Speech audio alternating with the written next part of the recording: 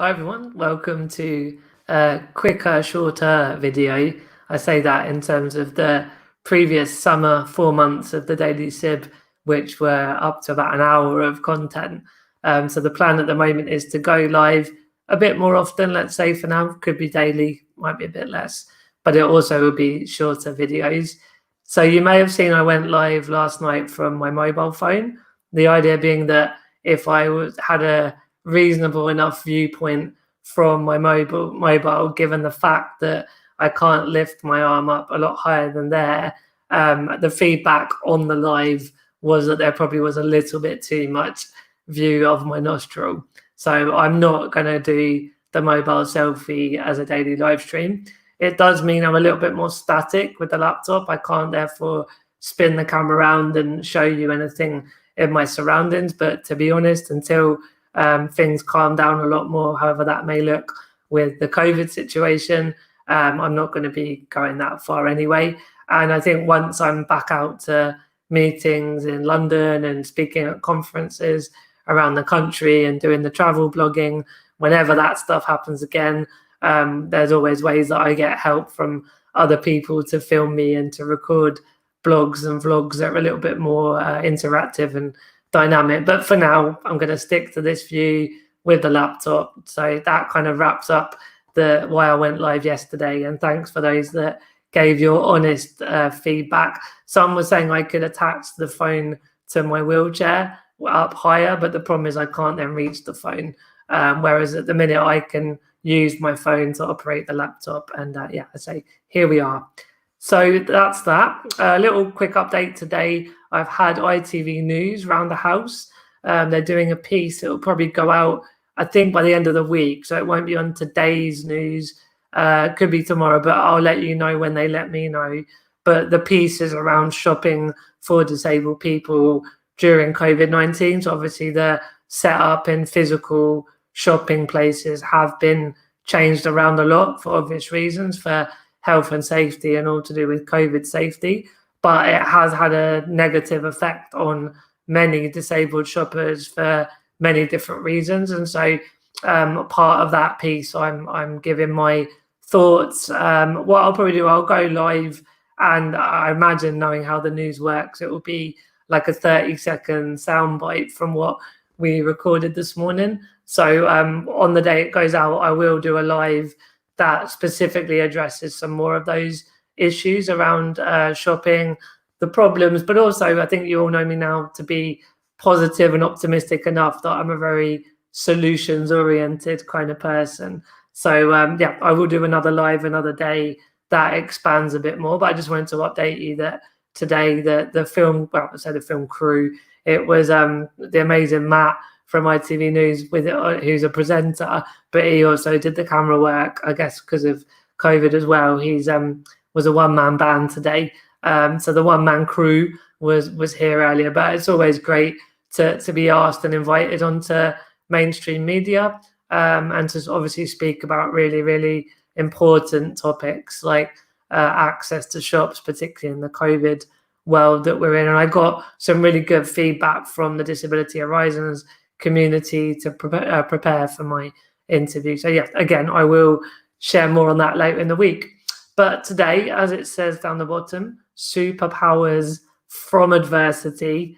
Obviously, when you're making online content, you have to give it some flashy, snappy title.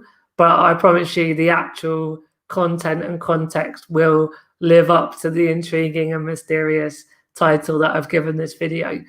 So what's happening really is I've last couple of weeks been invited not just say onto sort of mainstream television like this morning, but I've been invited onto various podcasts and onto events and running and moderating some events and doing some podcasts of my own initiative, like the Exceptional Leaders podcast with Mei Ling. We did another episode last night together, and for those that haven't checked it out, do go to It's Exceptional without the E. So it starts with an X and then CEP, Exceptional. Hopefully be able to spell it and Google it.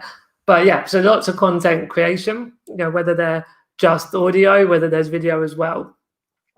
And I suppose when I'm being more invited as a guest or, on a panel at an event as a guest, you get asked all sorts of different questions. But having interviewed the founders of Lifebook, which is a Mind Valley, as some of you know, I'm really into my personal development. I've been for a few years on the trot to the amazing Mind Valley University, and a couple of the mainstream, the big old teachers that are just experts and gurus on the stage, as well as all the amazing friendships and community that I was involved in. There's a couple called John and Missy Butcher, and they do Lifebook. And again, that recording of me interviewing them will be coming out in December. But all of this setup is to say that this afternoon I'm being interviewed. I think it's by their son, but it's for the Lifebook podcast. So it's sort of reciprocal that having interviewed them about their story and the great work they do, which I think we're going to publish 14th of December because there's a new enrollment for Lifebook then. They've invited me just to help create content and share my story. And one of the things I've always blogged about when I started writing and making videos back in 2009, so I'm about 11 years now doing content creation and community building, which is a lot longer ago than I sometimes realize. But I talk a lot about dreaming big. And to some people out of context, it might sound a bit pissy, a bit cheesy, but it's really true that, for all parts of my life, I've always been a bit of a dreamer. I'd sort of go off into daydreams about, going to university before I went, that I'd want to drive, that I'd want to travel the world, I'd want to start businesses. And I do believe it's that visualization and not being restricted by realities. And again, those of you that know me well, I'm in a wheelchair and I need a lot of day-to-day support from care assistants. And, if I got into the things I can't do and the reality check, that would have dampened those dreams, quite honestly. But by doing it the other way around, where I actually just let my imagination run wild and have those really cool dreams, it's been really phenomenal how again and again and again, it took a long time and there were lots of pitfalls and challenges and days, of course. I will talk about this on another video, but those days where you want to give up and you just think it's not going to happen. But ultimately, over the days, weeks, months, and very often over years, to be honest, those dreams did come true. And so that's a big part of the interview this afternoon. They're asking me about, how I visualize and dream big. But one of the things I will talk about, and of course, once this podcast is recorded, I'll share it if you want to listen to the actual whole piece in its entirety. But what it kind of, while I was preparing for it, got me thinking that I wanted to jump on and just do a little video about it, is sort of what were the moments when I was more able to visualize and dream big. And I realized that it was through adversity. So one of the things I talk about a lot in my keynote talks at conferences is when I had my spinal fusion. I had a scoliosis of the spine. For those of you that don't know, it's where you sort of get very twisted and hunched over with your spine. It's very common with people with my disability and similar disabilities, but also people that don't have any sort of neuromuscular genetic impairment the way I do. Just non-disabled people, inverted commas, you might say, also can get scoliosis. And once the spine's got twisted and bent over, you can wear like plastic back braces, which I wore probably like 3-4 years over when I was 12 to 15 roughly years old. But if that then is not helping and you get more and more and more hunched over, you often end up having to have a spinal fusion surgery. And that was always a possibility for me through life, through childhood. I remember when I was delivered the news at Hammersmith Hospital by one of the physios that I still actually see now through my capacity of supporting the charity SMA UK. But when she told me the news, I cried because I was obviously scared of going into hospital and having major surgery and what that would mean. But when I was in the hospital and laid on my back, and I had painkillers and, tubes everywhere. I was violently sick because of the anesthetic. And yeah, essentially, I was flat on my back in hospital for 4 weeks after 2 separate operations that both lasted between 6 and 8 hours. And ultimately, I ended up with titanium rods with, various like sort of screws and nuts and bolts in my spine. If you see the X-ray, it's pretty impressive actually. I always joke my theme tune is "I am titanium." But the point here is about that was quite clearly adversity, laying there and just in pain, being sick, not being able to keep food down, wires everywhere, tubes everywhere. But that was one of the most memorable times that I really, really dreamt big about all the things that I would do once I was better. And so that's a really powerful example of when I dreamt big through adversity. And I think actually when we look at disabled people, and obviously not everyone's in a wheelchair, not everyone has a spinal fusion, we have the visually impaired community, the hearing impaired community, the neurodiverse communities, and we break the 14 million UK disabled people. There's lots and lots of sub communities, and they all have different barriers, different difficulties. Obviously there are different needs or different impairments that are from chronic pain and chronic fatigue, and that's a constant adversity, if you like. My day-to-day adversities are still around not getting in some buildings and the way people have different stereotypes of me because I'm sat in a wheelchair. So, and of course, everyone has adversity, disabled or not. But I think it'd be interesting what you watching this, if you look back and think about those times of life when it was really hard and the chips were down. Did you sort of see, looking back, that you learned a lot about yourself and that you almost ended up with new experiences and new chapters of life, and you maybe don't see it this way, or it definitively wasn't that way for you? And if that's the case, please share that with me as well. I'd be interested both ways. But for me, there's multiple other times where hard periods of life then resulted in change, but that change resulted in better experiences and things that just never would have happened otherwise. And when I talk about superpowers, because that's obviously a bit different just to talking about amazing experiences, but I think we look at disabled people, we're really resilient because we have to just, deal with change and trauma, really, and all sorts of difficult external impacts on our lives.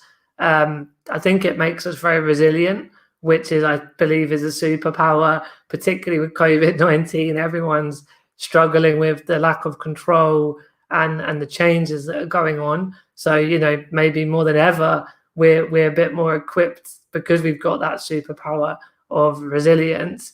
And I think there's so many other things. Like I think when it comes to employment and when it comes to our consumption habits, we're very loyal. I don't know if that's a superpower or not, but it's certainly a positive trait that, when we find something that works for us, we're really wanting to stick with it.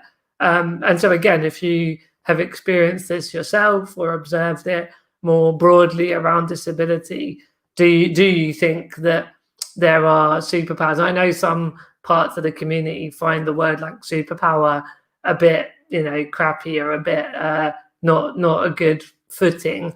But at the end of the day, I'm just trying to make metaphors to articulate a point that disabled people, we face barriers every day that most of them could be removed when society understands that we're valuable and we have needs, but we also, when those needs are seen to, we bring a whole lot of good stuff with us. And that's kind of why I'm wanting to talk about it in that universal positive word like superpower.